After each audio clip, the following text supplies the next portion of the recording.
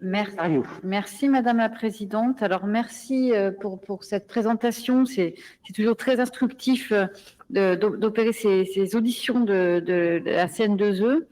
Alors moi je vais effectivement revenir. Donc vous le savez, le sénateur Sido et moi-même nous sommes chargés du rapport parlementaire sur l'évaluation d'un plan national de gestion des matières et des déchets radioactifs qui n'est toujours pas produit par le gouvernement. Je rappelle pour la Xème fois dans cette audition publique que le gouvernement a violé la loi finalement et a donc prorogé la loi de 2 ans, mais qu'il n'en demeure pas moins que nous sommes, nous, en train de travailler à l'aveugle sur un plan de gestion des déchets et des matières radioactives. Moi, ce que je vois de ce que vous nous avez exposé, c'est que vous nous dites que si l'on prend la définition des alternatives au stockage, et la définition que vous en donnez, c'est un conditionnement qui permet de garantir le même niveau de sûreté qu'un stockage profond pendant la même durée et sous les mêmes contraintes. Effectivement, ne serait-ce que sur la durée, je ne vois pas comment un quelconque autre moyen de stockage peut être envisagé.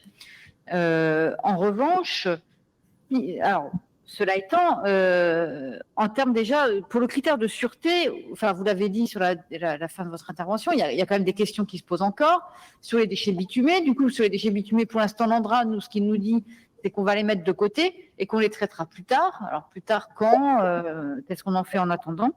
Et puis, il y a le sujet des dégagements d'hydrogène sur lequel Bruno Sido et moi-même avons procédé à plusieurs auditions pour essayer de comprendre concrètement à quoi c'était dû.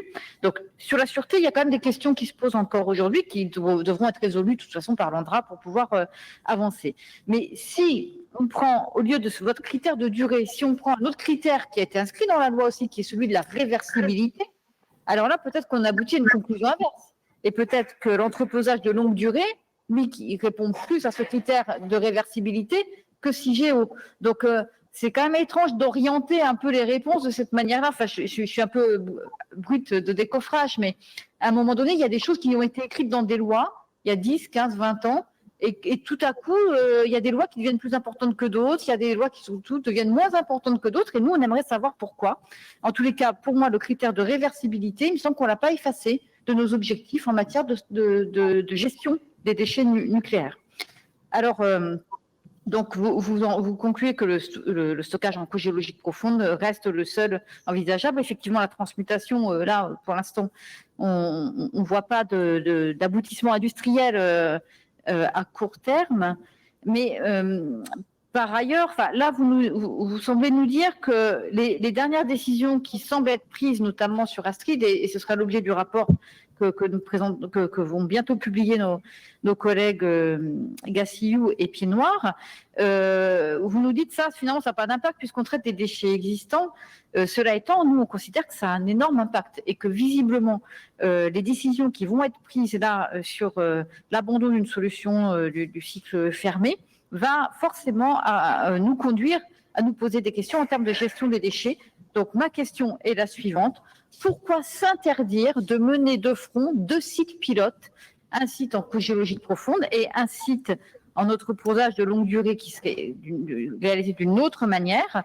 Je ne comprends pas pourquoi s'interdire de mener ces 2 sites pilotes industriels, ne serait-ce que pour avoir à un moment donné une option B si on a le moindre problème industriel sur le site numéro 1.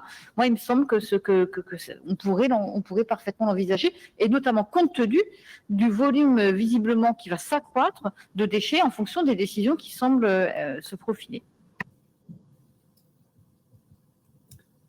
Est-ce que vous voulez que je réponde tout de suite? Merci, Monsieur le Président. Naturellement, la gestion des déchets radioactifs issus du cycle nucléaire pose question, puisque